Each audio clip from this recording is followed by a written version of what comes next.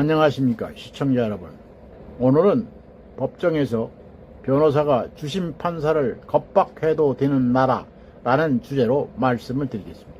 이화영 전 경기도 평화부지사 재판에서는 비정상적인 상황들이 계속해서 연출되어 오고 있습니다.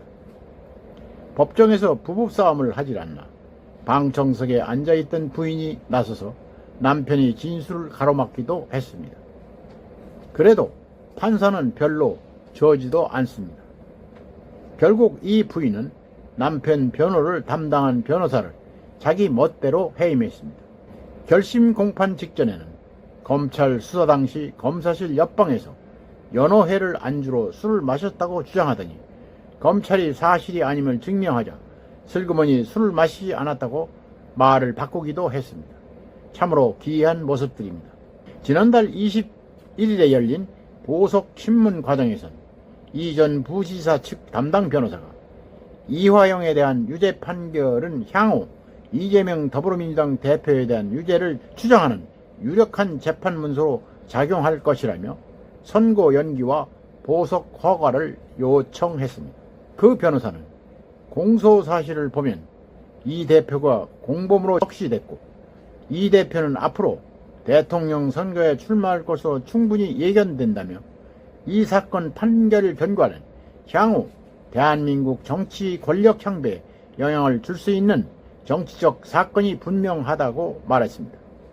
또 주심 판사가 이 사건 기록 전체를 통독했는지 의문이고 6월 7일은 이 사건을 파악하는 데 너무나 부족한 시간이라고 덧붙였다고 합니다.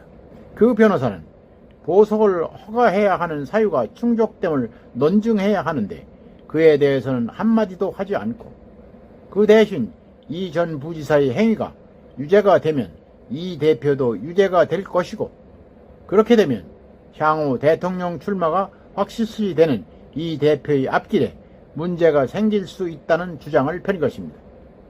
이 전 부지사의 보석 청구 사건이 아니라 마치 이 대표 재판을 위한 공판 준비 기일로 착각한 것처럼 보였습니다.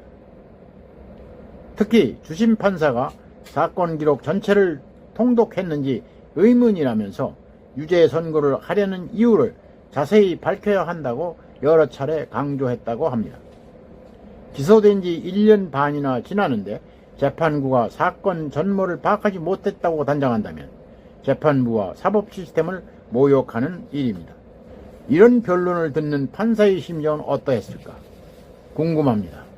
판결 연기나 보석 청구를 요청하더라도 법리적 근거를 토대로 해야지 이처럼 전혀 재판 과정과 관계가 없는 이야기를 하다니 판사가 볼 때는 도대체 변호사 자격을 어떻게 취득했는지 의문이 들었을 것입니다. 이 전 부지사는 2022년 10월 재판에 회부됐고 지난달 8일 결심 공판이 열려서 징역 15년 등이 구형됐습니다.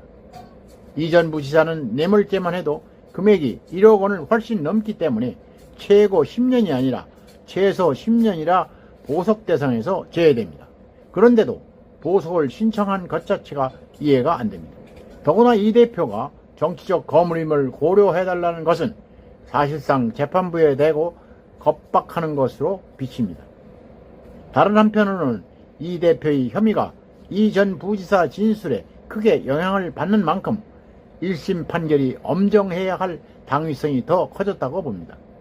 이 사건 재판 과정을 통해서도 알 수 있듯이 민주당이 이 대표를 사법 처리로부터 보호하려고 사력을 다하는 방법을 일정한 양식이 있음을 알 수 있습니다. 그들은 검찰이 자당 소속 정치인들에 대한 범죄 행위를 수사라도 하려 든다면 선출 권력에 반기를 드느냐며 화부터 냅니다. 그리고 수사가 시작되면 담당 검사를 좌천시키고 검찰총장의 수족을 묶어버립니다.